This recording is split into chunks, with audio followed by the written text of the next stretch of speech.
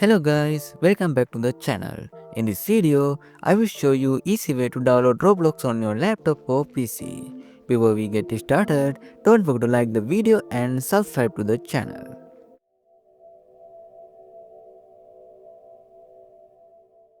First, open the Microsoft Store on your computer. Once it opens, look for Roblox. If you don't see it right away, just search for it. Then click on Roblox and install it. The download will start automatically. Another way to download Roblox is by using your browser. Open any browser and search for Roblox.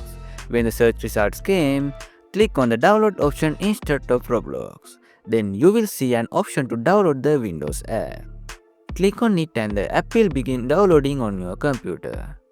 I hope this video helped you out. If it did, make sure to like and subscribe. Thanks for watching and I will see you in the next video.